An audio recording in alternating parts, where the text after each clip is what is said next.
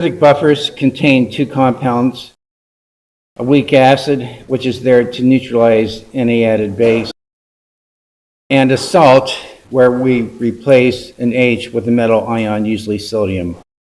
And that salt there contains conjugate base, which is in there to neutralize any added acid.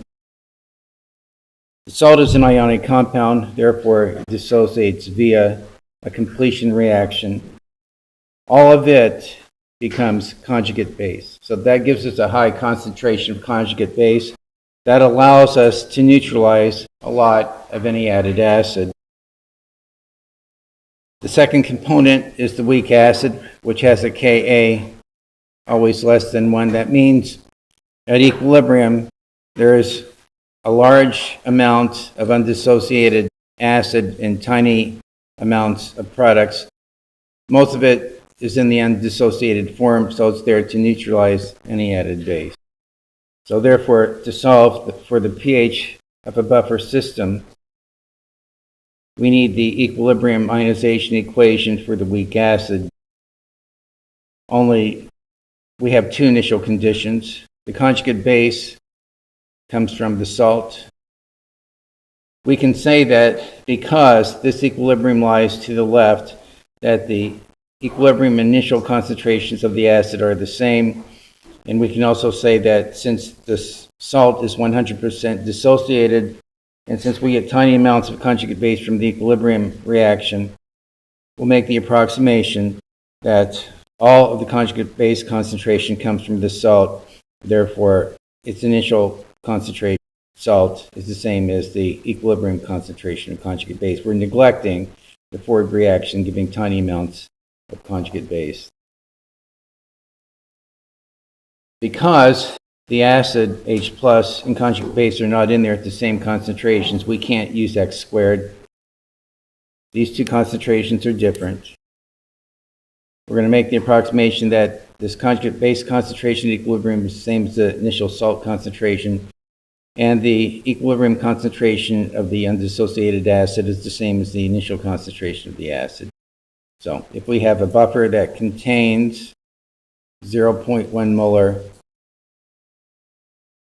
and 0.1 molar acid, this would be the setup. In this particular case, the concentrations cancel out. The H plus is the same as the Ka, and the pH is the same as the pKa. So again, the acidic part of the buffer is there to neutralize any added base. So it's like this. Sodium is the spectator ion here. So we get water, H plus. And then the salt, because it's totally dissociated, is there to neutralize any acid. Okay. They're both the weak acid and the salt are in there at high concentrations. So they're both able to neutralize significant amounts of added base or added acid. This is the Henderson Hasselbach approach to compute the pH of an acidic buffer. Like I said, I'll give you this on a test. pKa, as you probably remember, is the negative log of the Ka. And this equation is very convenient to use if we're given the value for the pKa, a decimal number. And when that ratio is 10 to the x power. I have log, but I actually mean that ratio. So that when we take log of 10 to the x, we're going to get x back again. When that ratio is 10 to the x, we simply can add the pKa to x. We don't even need a calculator. So going back to logs, if we plot log of x versus x, it's going to look like this. This is 0. This is 1. Log of 1 is equal to 0. When x is less than 1, we get a negative value for log of x, and when x is bigger than 1, we get a positive log of x. Log of 10 to the x is equal to x. Log 10 is equal to 1. Log of 10 to the negative x is equal to negative x. So each factor of 10 increase in this conjugate base to acid ratio increases the pH by 1 unit. Each factor of 10 to the x decrease, or 10 decrease, decreases the pH by 1 unit. So the pH of the buffer is going to equal to the pKa plus a value for this here. The buffer is most effective when this log ratio is plus or minus 1 unit of the pKa, where the 1 would represent a 10 times a factor of 10 conjugate base to acid, or a factor of 1/10 conjugate base to acid. We put it on a number line, it would look like this. The buffer is most effective when the solution pH is within, see, plus or minus 1 unit of its pKa. It's not in your course pack. I just thought this up this morning. So when that conjugate base to acid ratio is equal to 1, okay, then pH is equal to pKa plus log 1 equals pKa. That's this case here. And when the ratio is 10, log of 10 is 1, you get this. The buffer is most effective when the pH of that buffer is within 1 unit of the pKa. That's when it has its best buffering capacity. Here's some examples of using Henderson Hasselbach equation for acetic acid. I would want you to be able to formulate the Ka equation, or the Henderson Hasselbach equation, in terms of chemical formulas of the substances that are involved. So for acetic acid, the acid is this. The salt replaces the H by an Na, which gives, when it ionizes, large amounts of conjugate base. So in this particular case, when the acetate concentration is 100 times the acetic acid concentration, we want to compute the pH. So that's like saying that to that is 100. So we just plug in 100. That gives us 2 for this term here. pH is 6.74. So we could predict that the pH had to be higher than the pKa for this particular problem, because there's a lot more conjugate base than acid. So the pH should go above the pKa. And then in this next problem, we have the reverse. When the acid concentration is 100 times that of the acetate concentration. So when there's more acid than conjugate base, the pH should be lower than the pKa. So in my formulation, I took this phrase and I parsed it into this equation here. The acid concentration of acetic acid is 100 times the acetate concentration. In this problem, we need, let's see, conjugate base to acid. So what I simply did here in the denominator is I substituted this in. You could do it a different way. This is probably the easiest way. This time we get log 10 to the negative 2, and the pH is going to be below the pKa by 2 units. This problem here I may have mentioned before. This is basically a buffer capacity problem. I have a lot of calculations on this, but the concept behind this one here is that we have a bunch of solutions, identical solutions labeled A through G, and each one contains 100 mils of 0.1 molar acetic acid and 0.1 molar sodium acetate, HAC and NaAC, both at 0.1 molar. So it's repeated. And we simply add different amounts of sodium hydroxide from a burette to each one and measure the pH. And if you look at the data here, we know that the pKa of acetic acid is 4.74. So the first solution is right there, as it should be. As we add base to the other solutions, the pH goes down a little bit, but it's within plus or minus 1 unit of the pKa, so it still has significant buffering capacity all the way through F. It's only in G where we see a huge, drastic increase, a sudden increase in pH, meaning that the solution is no longer buffered. the idea here is that you can tell that we exceeded the buffer capacity of the solution G, where all the others remain buffered. And then I have some calculations to back it up.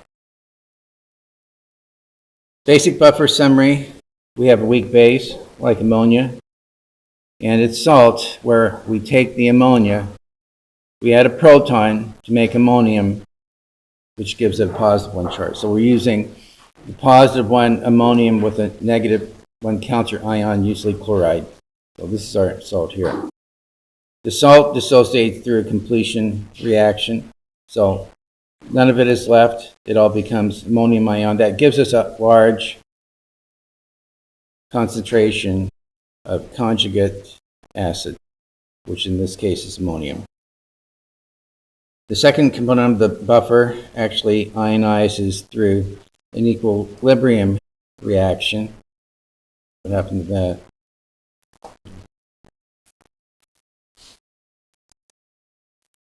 That would be NH3 plus HOH.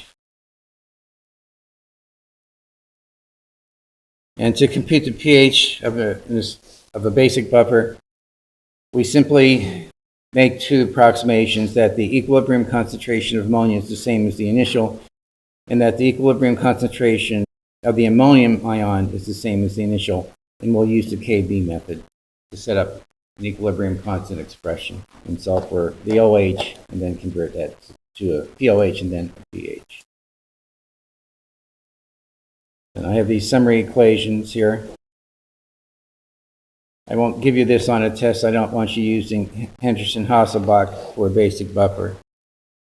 In our particular case with ammonia, because the B is kind of abstract and hard to understand, this would be the equation for ammonia, which you've seen probably 50 times at least now. And the KB would be ammonium hydroxide. Okay.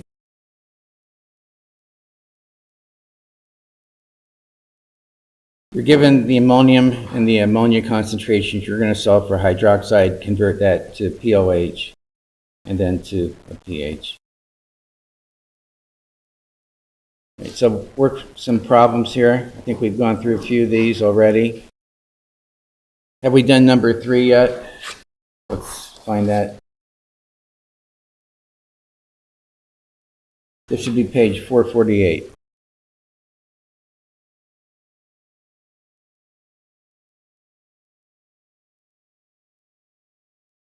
Do you have this one in your notes yet? Okay, so let's work this one out. So we have a buffer that contains HF at 1/10 molar and its salt NaF at 0.2 molar. We want the pH. I actually wouldn't have to tell you that this is a buffered system. If you see weak acid and its salt, both at significant concentration, it constitutes a buffer. So there's two ways that we can solve for this pH. We can use the Henderson Hasselbach approach or the Ka method. I didn't specify which one to use, so you could use either one. It would be important to be able to write the chemical reaction equations for each component of the buffer. So F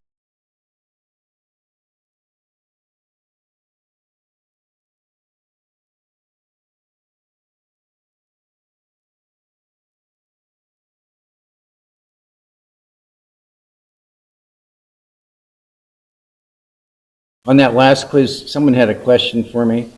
I think they had this for an ionization equation. And they said, well, isn't H plus symbolic for hydronium ion? So why couldn't I just substitute an H plus on the right side and get it right? We are using H plus as a symbol for a hydronium ion, but the equations that you write still have to be balanced. So we're not using it like algebra, like an algebra symbol for substitution. If you write water on the reactant side, then to balance it out, you would need to have hydronium ion there.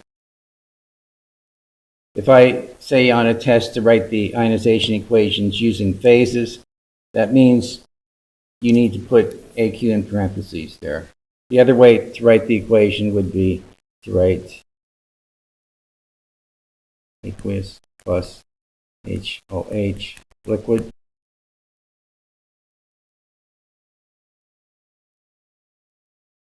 This is a lot of extra work.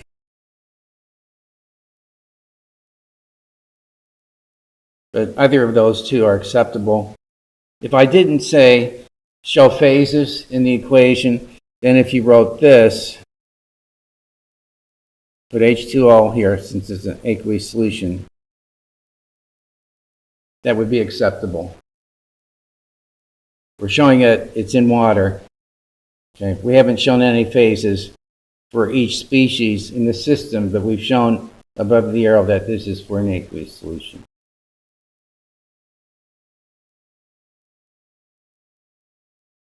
All right, so what I have on the left is sufficient for one of the buffers components. The other one is sodium fluoride. It's a salt, an ionic compound, therefore it dissociates through completion reaction. So I'm sure I'll put equation writing on your examination.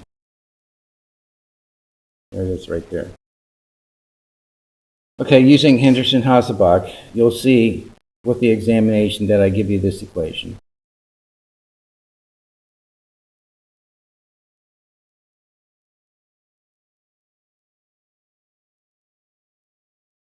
And I'll probably ask you to write it using chemical formulas for the species that you're given in the problem. So in this particular case, the conjugate base is fluoride and the acid is HF, so we would write pKa plus log fluoride.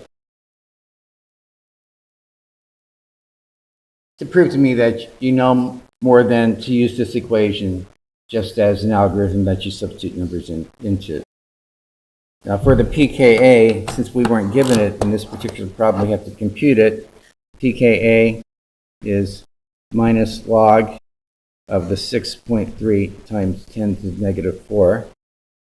So 6.3 double E negative 4 log negative 3.20.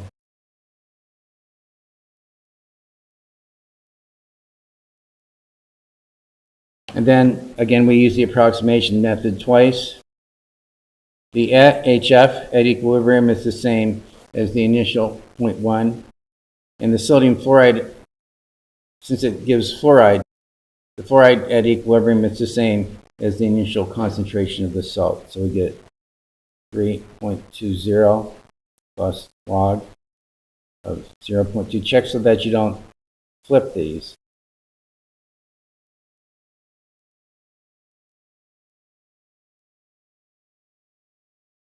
Log of 2, I think, is 0.30.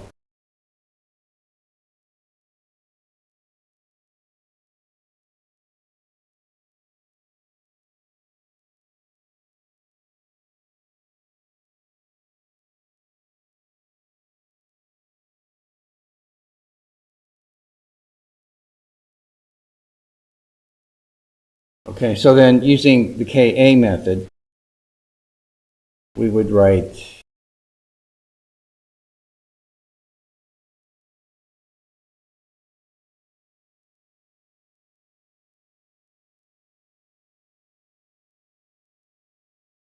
we can't use x squared on the right side because the H plus and fluoride are not at the same concentrations. So we would get, what we're solving for is H plus. Fluoride is 0.2, HF is 0.1. It's 2 times H plus. Or H plus is equal to 6.3 times 10 negative 4 divided by 2, which is 3.15 times 10 negative 4.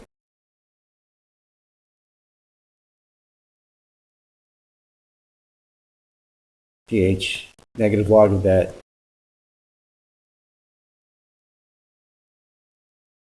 Questions? once you get this down. So being able to write the Ka expression using formulas for the compounds given, or the HH equation, using those formulas is an important part of finding the answers, as is writing the ionization equations.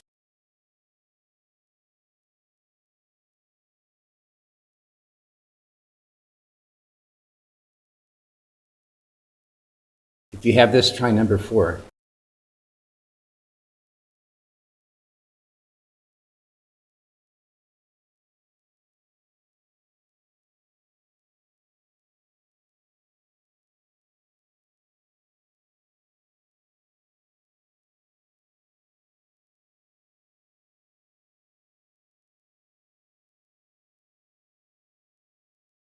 Again, you can tell that this is a buffer because we have a weak acid. We know it's weak because we're given a pKa, and we're given the salt of that weak acid, replacing the H by a sodium. So we can tell that this is a buffer, even if you weren't told that this is a buffered system.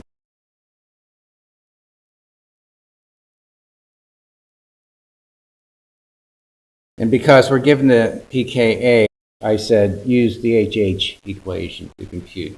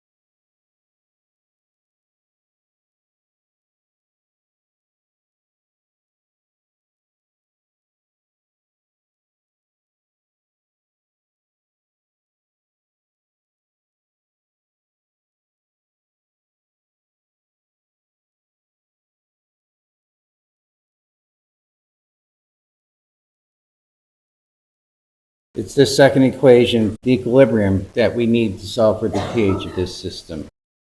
And we're saying that the equilibrium concentrations of both the conjugate base and the weak acid are the same, or approximately the same, as the initial concentration. So that's what we're going to compute there. And since it says use Henderson Hasselbach, pH equals pKa plus of conjugate base over weak acid.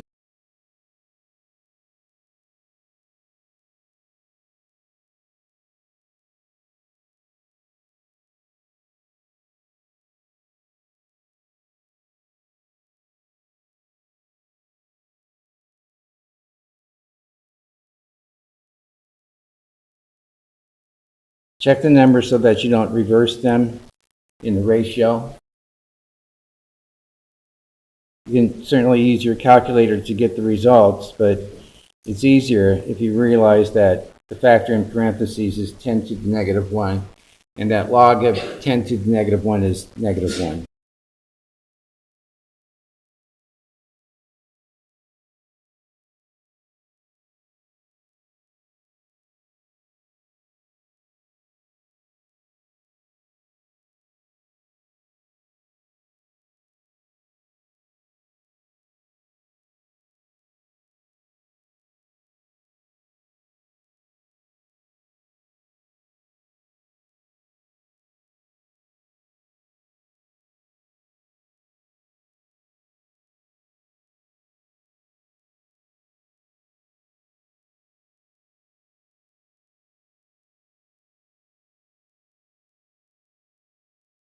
If you have that one, try number 5.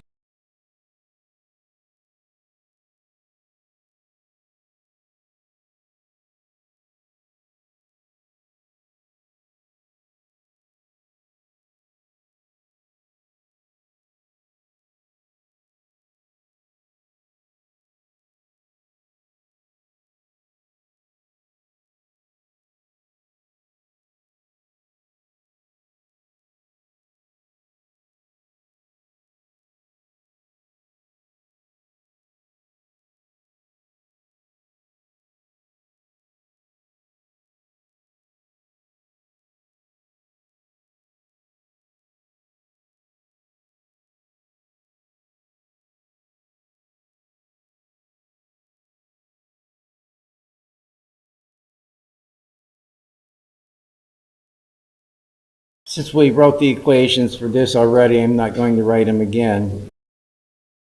But you could use either the Ka or the Henderson Hasselbach method for this.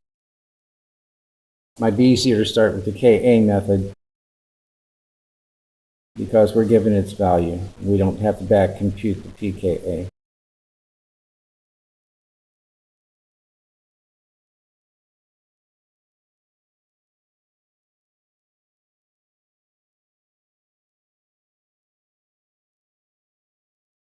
So you probably see the issue with this one here is that in our Ka expressions or even Henderson-Hasselbach expression, we're using molar concentration. But in this particular problem, we're not given moles per liter, we're just given moles. And we can't convert the moles to moles per liter because we're not given a total volume of solution. But it turns out that we can still compute the pH. Okay, we could, for Henderson-Hasselbach, it would be pH equals pKa, -4, log 3.20 plus.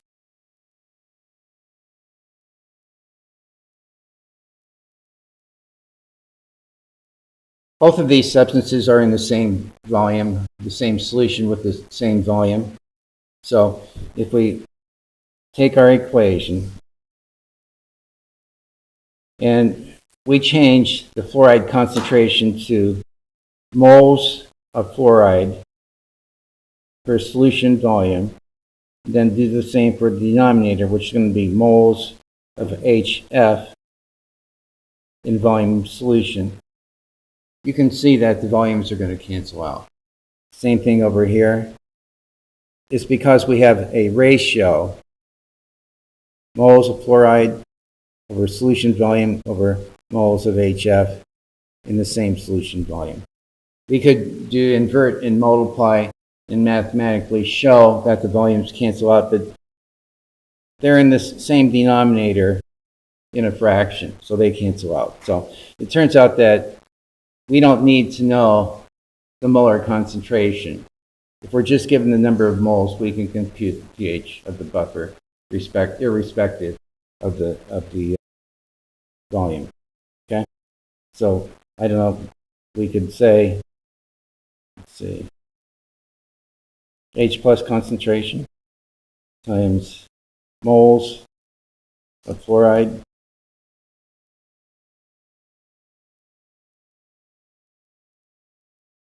we could rewrite this equation in terms of moles for the ratio. And over here,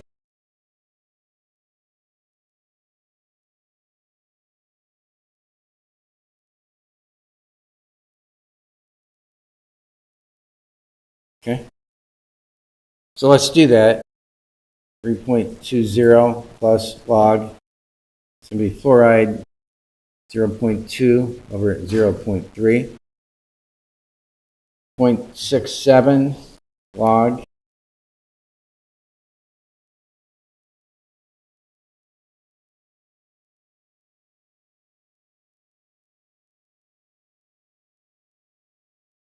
and over here we would have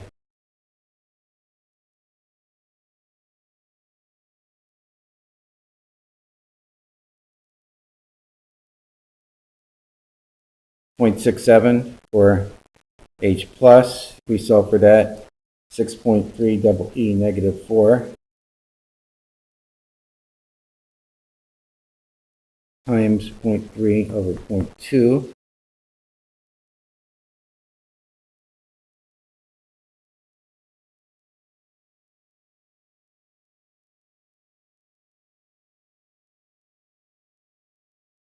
And the log of that gives us the same value for the pH.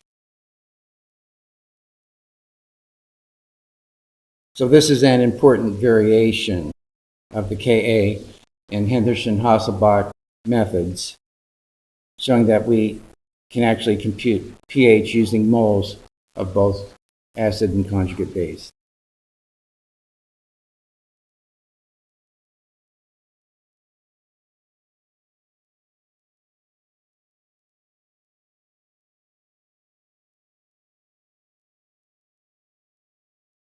Right, so in the next problem, it's even more complicated. We have a beaker, okay, and we're adding formic acid. We're actually mixing formic acid and sodium formate and A together to make an aqueous solution. And we want to compute the pH. Well, we know it's a buffer because we have a weak acid and we have its salt. There's two approaches to this. Since we're given that we have 50 mils of 0.2 molar formic acid and 100 mils of sodium formate, the total volume is going to be 50 plus 100 or 150 mils or 0.150 liters. We can compute the number of moles of each and compute the formic acid concentration, which would be 50 converted to liters divided by 1,000 times point over 0.150 liters. And for the sodium formate, using what you've learned in lab mainly, we have 100 mils, which is 0.1 liters, times 0.4 molar sodium formate over 0.150 liters. We could compute these concentrations just like this and then plug them into the HH equation or the Ka expression. But it's actually easier to compute the pH by using the number of moles. So we could say number of moles of formic acid is going to be 50.0 mils times 1 liter per 1,000 mils times 0.200 moles per liter. And then number of moles of sodium formate. Okay, that would be 100 mils converted to liters times 0.4. For this first one here, 50 over 1,000 is 0.05 times 0.2. Let's see. Then over here, 0.1 times 0.4. Number of moles. Okay. I'll do pKa, 1.8 double E negative 4. 3.74 plus log conjugate base over, that would be like pKa plus log moles, we do it in moles,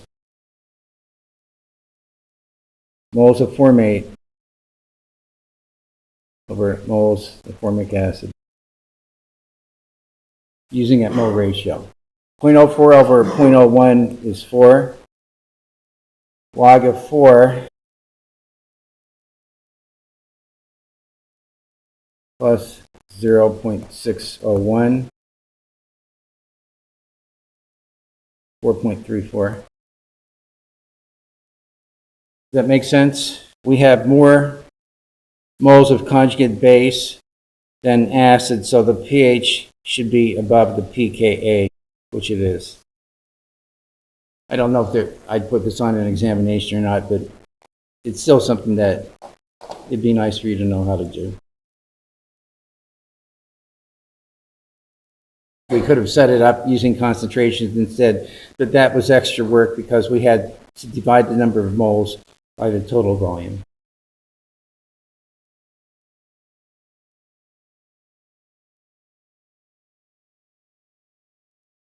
In this next problem here, and I like this type of problem for an examination because it's fairly quick to set up and solve for.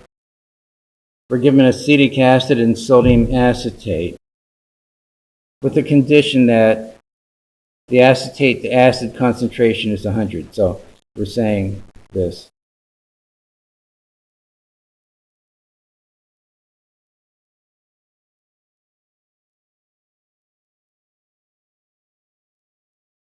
Since we're given the pKa, we'll use Henderson Hasselbach.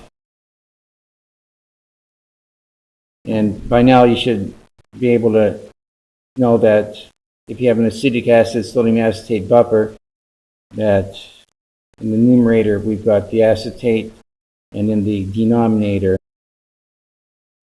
acetic acid and dissociated. We're not given values of either of these species. We're given the ratio instead.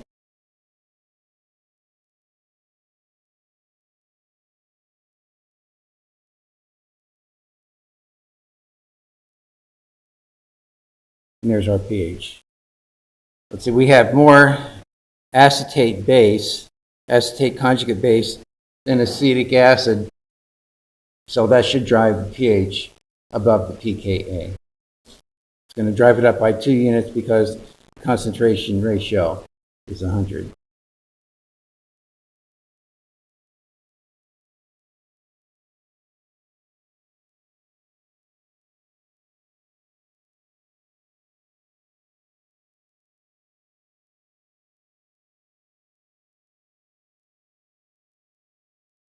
Next problem, instead of being given concentration or number of moles, we're given mass instead.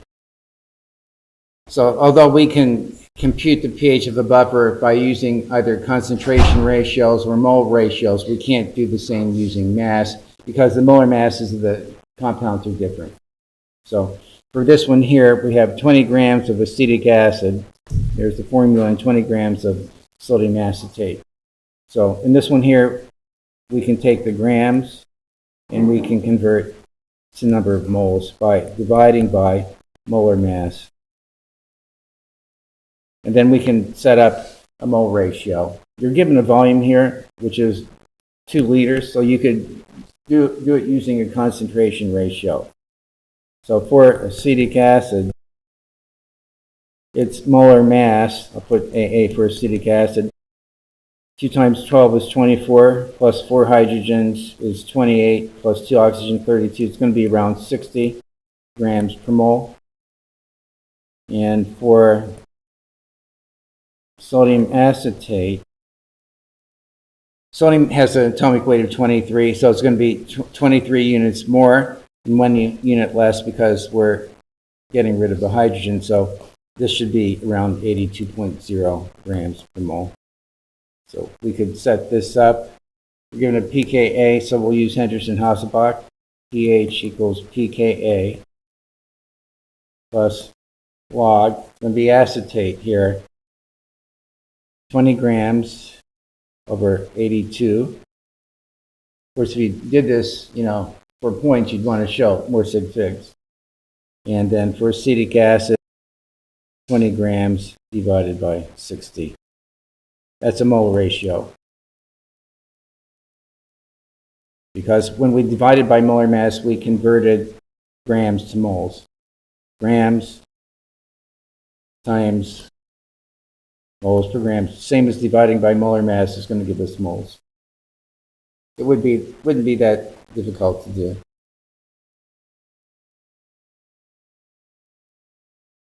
We'll do one more. I think we'll do number 9 on page 451.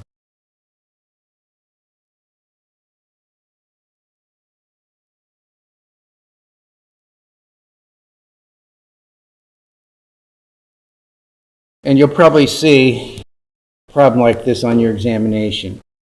You'll be asked to use the KB method. All right, so we have ammonia. Ammonia concentration is 0.2 molar. And ammonium chloride equals 0.5. I'd probably ask you to write equations for this. So for the ammonia, we know it's a base. Okay, so we know that it's going to generate hydroxide. It's a weak base, so it's in equilibrium. We know we're going to generate hydroxide. So since there's no hydroxide in the ammonia, we have to remember to add water as the second reactant. We're going to protonate, forming ammonium ion, and lop off hydroxide. This is the equation that we're going to use to compute the pH.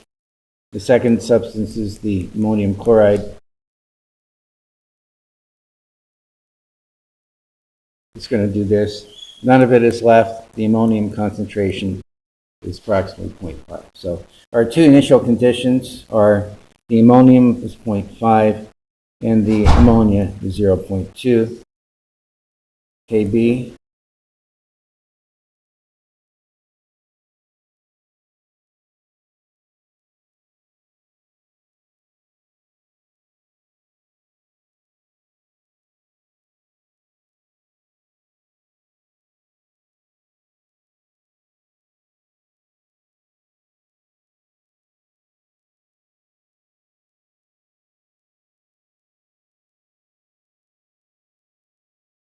So 1.8 times 10 to the negative fifth.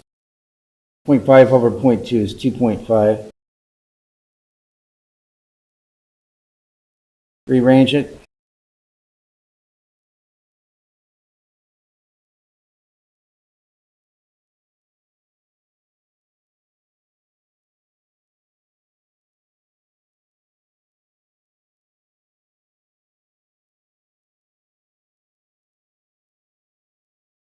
(7.2) times 10 to the negative 6. We want the pH. When we take the negative log, because we've computed hydroxide, we're going to get the POH, 5.14. Subtract from 14, and the pH is above 7, as it should be for a basic solution. So yeah, you'll probably see one of these involving ammonia on the exam as well, using the KB method.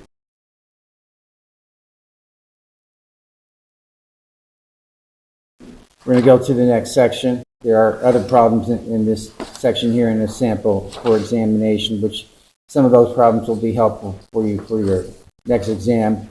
I'll try and post probably next week sometime a review sheet for the next examination. The buffers will be on it for sure.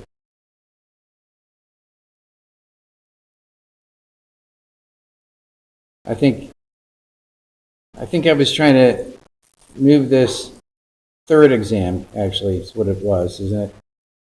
I was trying to move the third exam up just a little bit because I think I was leaving out titrations to give you less material to study, because we've covered a lot of material since the last test. We've covered strong acids and strong bases, weak acids and weak bases, conjugates and their properties, solubility of salts in their hydrolysis reactions, and now buffers.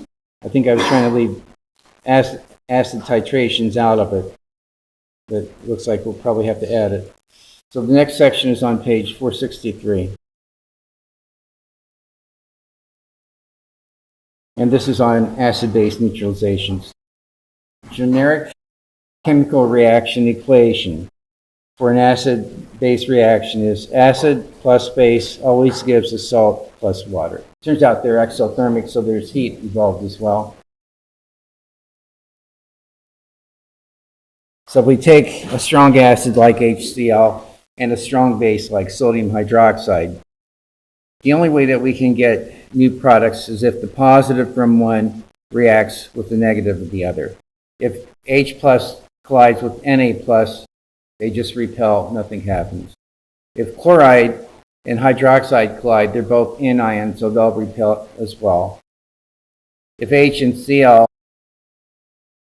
collide, they'll form HCl, and NaOH would do the same thing. The only way we get something new is if the positive from one reacts with the negative of the other. So we end up with the salt, which is neutral. Sodium chloride gives you a neutral solution in hydroxide. We would predict that the pH of this is 7. When you titrate a strong acid with a strong base, at the equivalence point, pH is always 7. All right, so the key reactions that are taking place in these acid-base neutralizations is really the proton reacting with an OH to form water.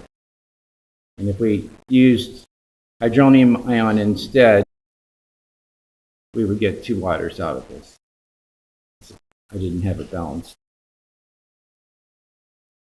So you've done some acid-base titrations. I think you did one in 122 and another in 124 last week. And the setup is always the same. The burette is going to contain sodium hydroxide, and you always read it to 2 decimal places. The acid would be contained in either an Erlenmeyer flask or in a beaker if you're using a pH electrode. So the acid is in the beaker, the base is in the burette. If you have good equipment, you're going to use a stir plate and a magnetic stir. You're using, a stir to actually stir it up yourself. So you're going to get more accurate pH readings if you actually stir. I think some students were stirring with their pH electrode, which you can do if you stir very gently, but in one of the labs there were like several broken electrodes, which shouldn't really ever happen. If you bang this electrode around, that fragile thin glass bulb is going to break. And if you're using a high-end pH electrode, they might cost $600 or $700, and the more expensive they are, the thinner is that glass bulb sensor. But that's our setup. So if we titrated 1 molar HCl with 1 molar NaOH, we would get this sigmoid or S-shaped curve when we plot pH versus volume sodium hydroxide added from the burette. And at the equivalence point, which is right here, can be pH of 7 for a strong acid with a strong base. There's a huge change in pH when you get close to the volume of that equivalence point. So you see a big change in pH there. To compute the pH on this curve, which we're going to do, we're going to simulate this curve. There's actually 4 different types of calculations. The first calculation is before any base is added. The next one is before the equivalence point. The third is at the equivalence point. And the last type of calculation is after the equivalence point. I put the ideas in this slide here. We're doing the HCl NaOH titration. To begin with, before any base is added, we only have hydrochloric acid, and it's going to dissociate. So we have a lot of H plus in solution. Let's say that, rather than use concentrations, let's say that we had 1 mole of HCl in our beaker to begin with. Okay. And that we're looking to figure out the pH after we've added 0.2 moles of sodium hydroxide. So you can see that the sodium hydroxide is the limiting reactant here. It's going to take away 0.2 moles of the HCl, so we have 0.8 of HCl left. The solution is still acidic, but the pH is a little bit higher. So if we want to do a calculation, just as I've shown here, we simply subtract the number of moles of NaOH added from the number of moles of HCl that we had to begin with. Find that number of moles left, divide by the total volume, and then change that to pH. At the equivalence point for a strong acid, strong base titration, you won't have to do any calculations because we know that the pH is always 7, because the only products are going to be a salt that gives a neutral pH in water. But I've shown it here. If we had 1 mole of acid to begin with, we would have the equivalence point when we add 1 mole of sodium hydroxide. At the equivalence point, none of the reactants are left. We only have products, and both are neutral, so the pH is going to be 7. After the equivalence point, we've added more base than acid. That means that we're going to be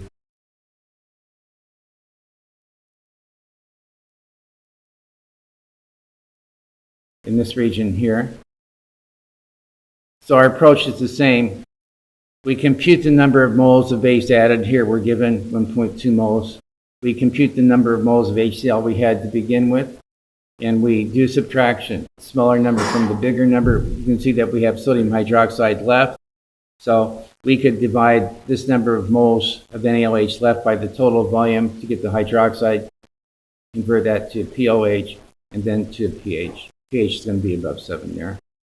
So this is a method that we're actually going to use to simulate a strong acid, strong base titration curve. All right, so here it is here. Here's the setup again. Base is in a burette, HCl, acid is in a beaker. We're going to say that we have exactly 1 molar NaOH and 1 molar HCl, infinite number of decimal places to make our calculations simple. And we're going to say that we have exactly 100 mils of HCl to begin with. That'll simplify the arithmetic. All right, so it's going to be important on an examination to be able to write equations for the different types of reactions in these neutralizations. The 3 types of equations that you probably saw in 121 were molecular equations, complete ionic reaction equations, and net ionic equation.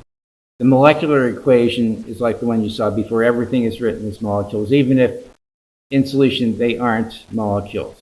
So HCl plus NaOH gives NaCl plus HLH.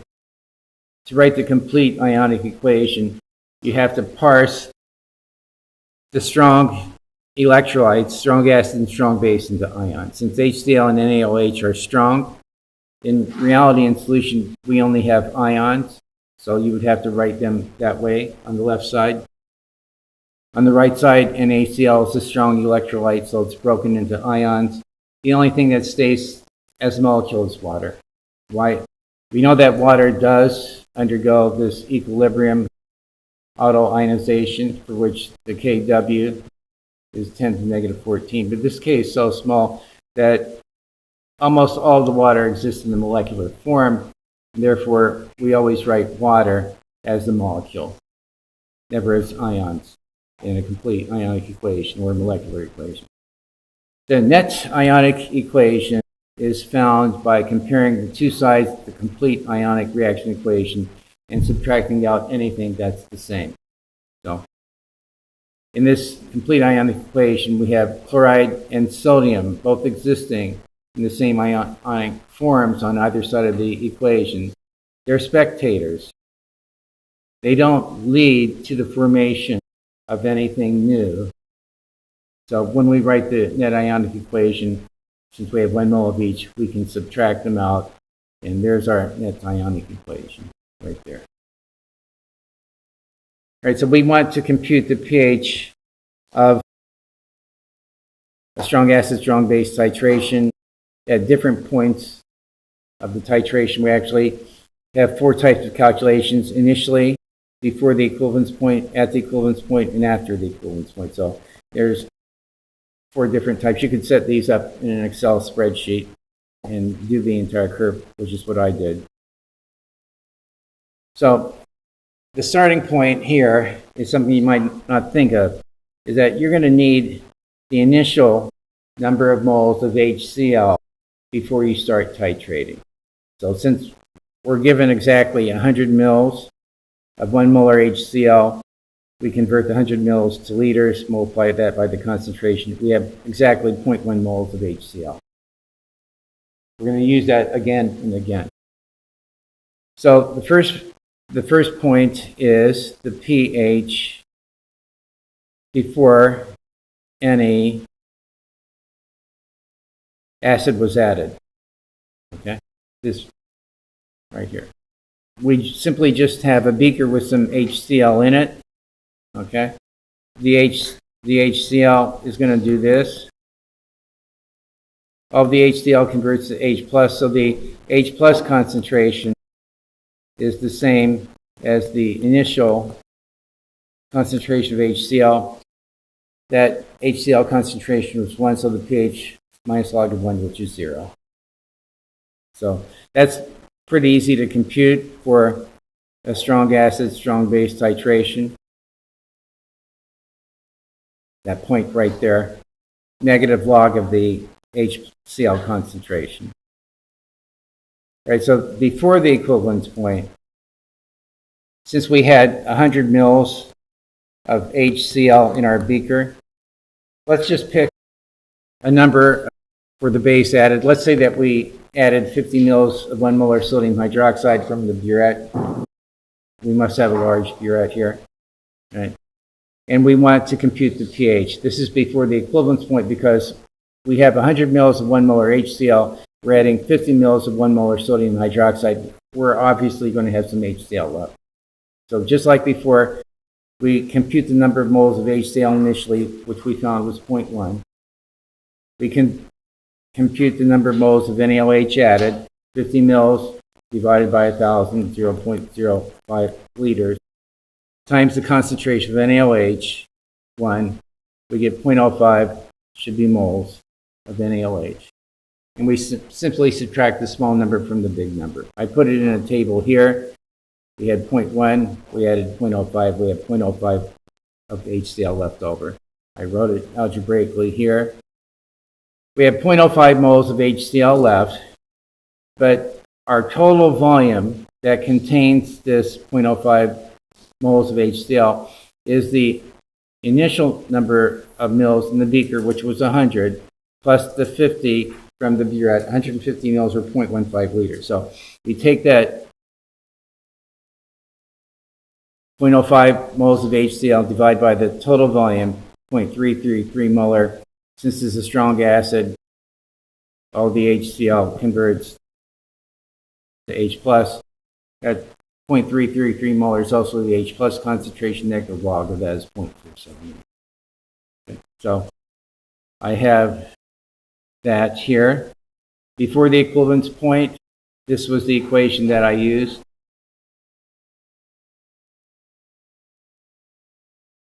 And then at the equivalence point, you don't need to do a computation. It's a strong acid, strong base, so the products give you a neutral solution. pH is automatically 7. Remember that OH and H+ are the same at 10 to negative 7 molar. After the equivalence point, we're going to have more hydroxide than H+, so we subtract the smaller H+ from the larger OH, divide by the total volume to get hydroxide, convert that to a POH, then to a pH. So I have an example there. Actually, here it is in H here. So again, initially we had 0.1 moles of HCl. Let's compute the pH after we added 140 mils of NaOH. So we can compute the moles of NaOH, 140 over 1,000, 0.14 liters, times the concentration of NaOH, 1, we get 0.140 moles of NaOH. We had 0.1 moles of HCl. We subtract that from the NaOH, we have 0.04 moles of NaOH left. It is a strong electrolyte, so it all converts to hydroxide. If we did a table, it would look like this. You can see that there's more NaOH than HCl, so we have that left over. We take that number of moles of NaOH, which is also the number of moles of hydroxide, divide by the total volume. We had 100 mils of HCl to begin with. We had 140 mils of NaOH, 0.240 liters. We compute the hydroxide concentration, change that to a POH, and then to a pH.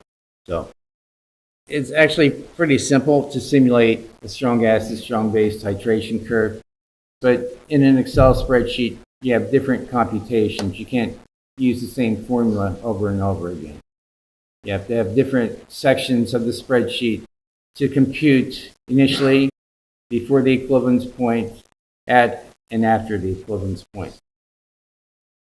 So if you actually did this titration lab, I think you did it, the equivalence point would be 100 mils because we have equal concentration of the NaOH, and we had 100 mils of this to begin with. You see a huge increase in pH when you get close to that equivalence point. That's why it's important to do it drop by drop here. You can see the points that I have here. You can use that inflection method, first derivative method, to get the pH volume or equivalence point volume more accurately. Okay? So, what do you think about this? Does it make sense or not? It's a lot for students, to do. I hate to jump into the next one, which is the weak acid strong base titration, because it's exponentially more complicated than the strong acid strong base titration. But what can we do here? I suppose we can do a simple example. Let me come up here. Let's see.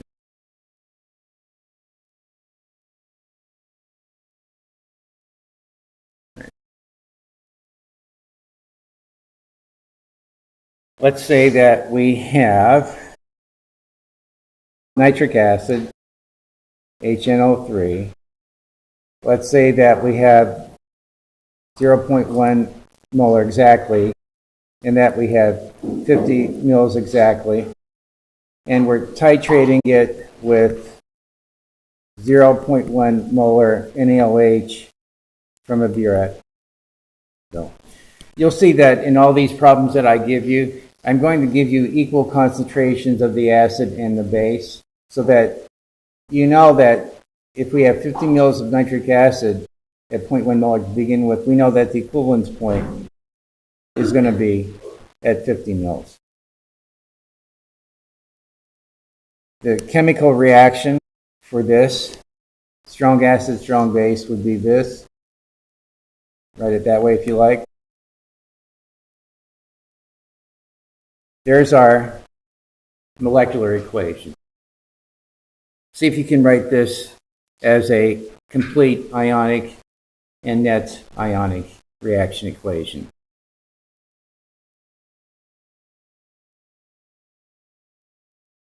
Neutralization reactions, by the way, are always completion reactions.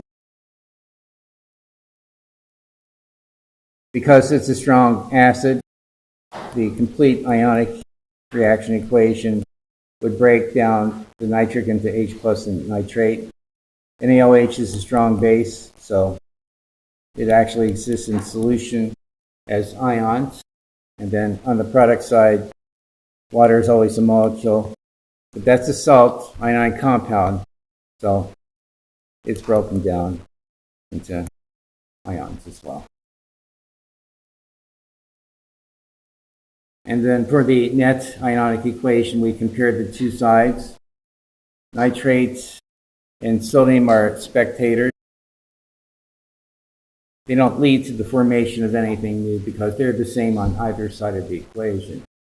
So when we look for that net ionic equation, we can cancel those out in our overall reaction.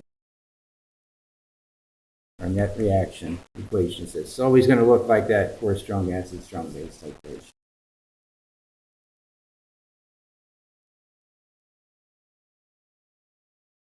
Right, we can compute the initial pH as before we add any base. It's simply going to be the minus log of 0.1, which is 1, because the HNO3 completely converts to H+. There's none of that left in solution. We can compute the initial number of moles of HNO3. We have 50 mils, which is 0.050 liters, times 0.1 moles per liter. 0.05 times 0.1 is 0.005 moles. And that's what we're going to use as our starting point for all the calculations to follow. Let's see. Compute pH after adding, let's see, 20 mils of NaOH. The acid and base are at the same 0.1 molar concentration. We had 50 mils of acid, so if we add 20 mils of base, we're going to have some acid left over. We know that the moles of acid we just calculated was 0.005. The moles of base, hydroxide, is going to be 20 mils converted to liters times the molar concentration of the base, 20 over 1,000 is 0.02. 0.02 times 0.1 is 0.002. Hydroxide.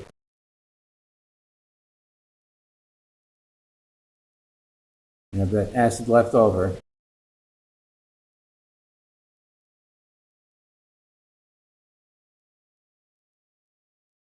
And then that's in a total volume of the 50 mils of acid that we had to begin with, plus the 20 mils of base at 70 mils.